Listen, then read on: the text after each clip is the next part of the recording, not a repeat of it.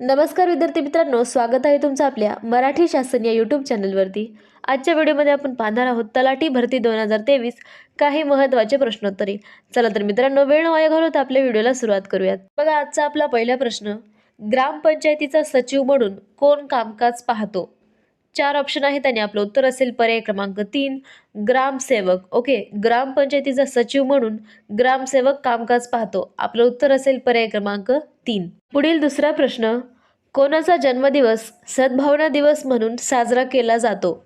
4 पर्याय आहेत आणि आपलं उत्तर असेल पर्याय क्रमांक 1 राजीव गांधी। ओके, राजीव गांधी यांचा जन्मदिवस जो आहे तो सद्भावना दिवस म्हणून साजरा केला जातो, त्यामुळे आपलं उत्तर असेल पर्याय क्रमांक 1।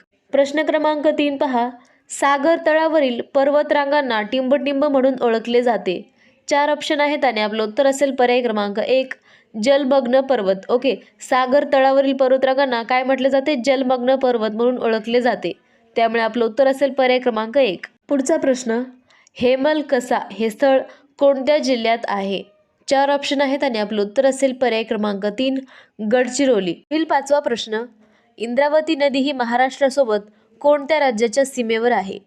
तर बघा, 4 ऑप्शन आहेत आणि आपलं उत्तर असेल पर्याय क्रमांक 3 छत्तीसगड। ठीक आहे, इंद्रावती नदी जी आहे ती महाराष्ट्रासोबत छत्तीसगड राज्याच्या सीमेवर आहे, त्यामुळे आपलं उत्तर असेल पर्याय क्रमांक 3। पुढील 6वा प्रश्न, भारतीय राष्ट्रीय काँग्रेसची स्थापना कोणाच्या पुढाकाराने झाली? तर पहा, याचं उत्तर तुम्हाला माहीत असेल तर कमेंटमध्ये सांगण्याचा प्रयत्न करायचा आहे। पुढील 7वा प्रश्न, अदर पुनावाला कोणत्या कंपनीचे मुख्य कार्यकारी अधिकारी आहेत?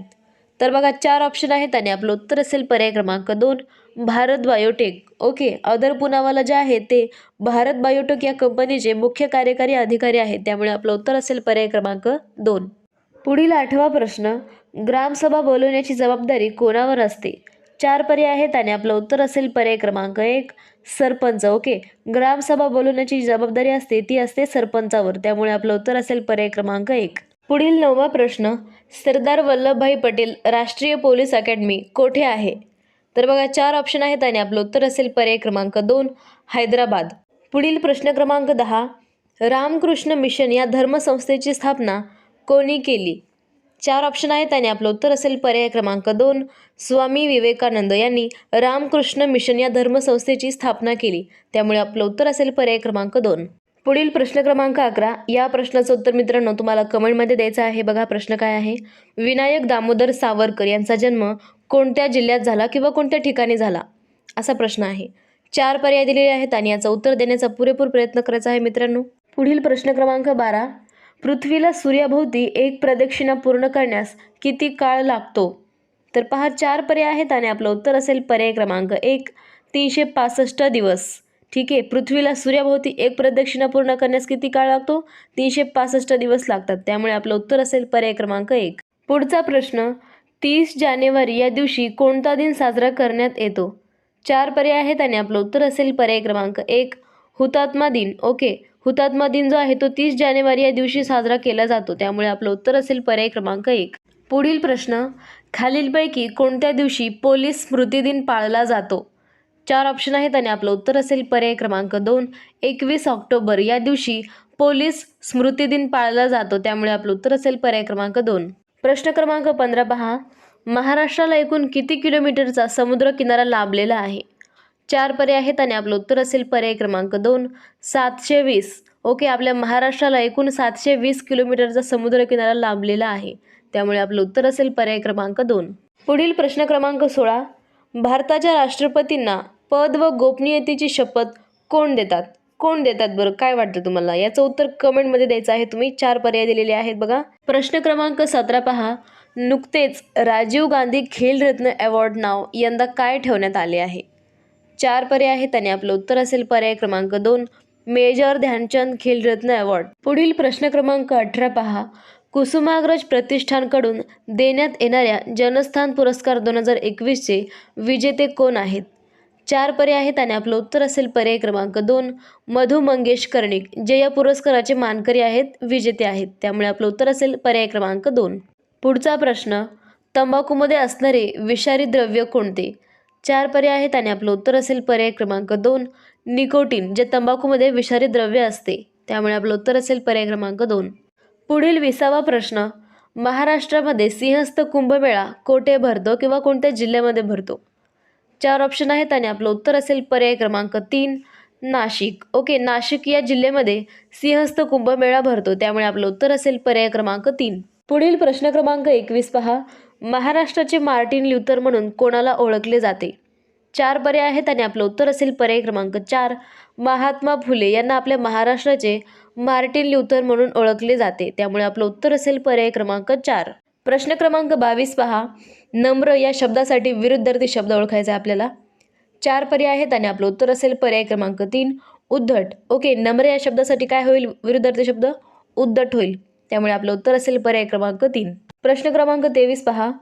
आहे या क्रियापदाचे भविष्यकाळाचे रूप कोणते होईल?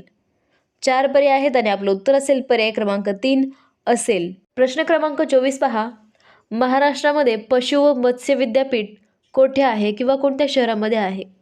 4 पर्याय आहेत आणि आपलं उत्तर असेल पर्याय क्रमांक 4 नागपूर. नागपूर या शहरामध्ये पशु व मत्स्य विद्यापीठ आहे. आपलं उत्तर असेल पर्याय क्रमांक 4. पुढील प्रश्न क्रमांक 25 पहा. खालीलपैकी कोणत्या वायूमुळे पृथ्वीचे वातावरण उबदार आहे? 4 पर्याय आहेत आणि आपलं उत्तर असेल पर्याय क्रमांक 3 कार्बन डायऑक्साईड. ओके, कार्बन डायऑक्साईडमुळे पृथ्वीचे वातावरण जे आहे ते उबदार आहे, त्यामुळे आपलं उत्तर असेल पर्याय क्रमांक 3. प्रश्न क्रमांक 26 पहा. महाराष्ट्रामध्ये तंटामुक्त गाव मोहीम कधीपासून सुरू झाली? 4 पर्याय आहेत आणि आपलं उत्तर असेल पर्याय क्रमांक 1 15 ऑगस्ट 2007 या वर्षीपासून महाराष्ट्रामध्ये तंटामुक्त गाव मोहीम सुरू झाली. आपलं उत्तर असेल पर्याय क्रमांक 1. पुढचा प्रश्न. जगातील सर्वात मोठ्या नदीचे नाव काय? 4 पर्याय आहेत आणि आपलं उत्तर असेल पर्याय क्रमांक 1 ॲमेझॉन, जी जगातील सर्वात मोठी नदी आहे, त्यामुळे आपलं उत्तर असेल पर्याय क्रमांक 1. प्रश्न क्रमांक 28. छत्रपती शिवाजी महाराज यांनी सर्वप्रथम कोणता किल्ला जिंकला होता? 4 पर्याय आहेत आणि आपलं उत्तर असेल पर्याय क्रमांक 3 तोरणा. ओके, छत्रपती शिवाजी महाराज यांनी सर्वप्रथम जिंकलेला किल्ला कोणता आहे? तोरणा किल्ला, त्यामुळे आपलं उत्तर असेल पर्याय क्रमांक 3. पुढचा प्रश्न. झोंबी या पुस्तकाचे लेखक कोण आहेत? तर पहा, झोंबी या पुस्तकाचे लेखक आहेत पर्याय क्रमांक 3 आनंद यादव. 30वा प्रश्न.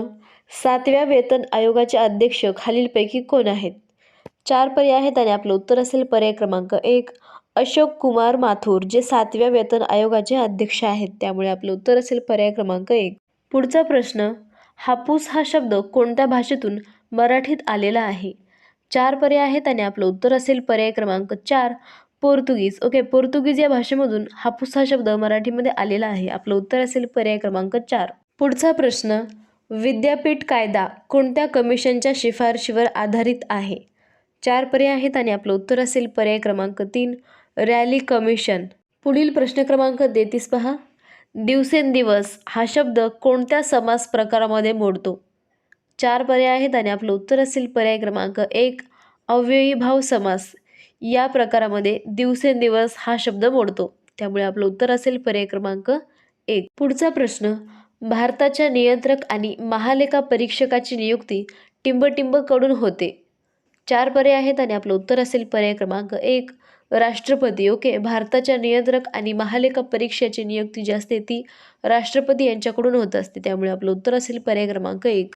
तर बघा, आजचा आपला शेवटचा प्रश्न. देशातील कायद्यांची निर्मिती करणारी सर्वोच्च संस्था म्हणजे टिंबटिंब होय.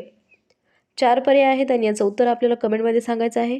तर मित्रांनो, आजचा हा व्हिडिओ मी इथेच संपवते. व्हिडिओ आवडला असेल तर व्हिडिओला लाईक करा, व्हिडिओला आपल्या मित्रांमध्ये जास्तीत जास्त शेअर करा आणि आपल्या चॅनलवर नवीन असाल तर चॅनलला सबस्क्राईब करायला विसरू नका. भेटूयात नवीन व्हिडिओमध्ये, तोपर्यंत बाय बाय.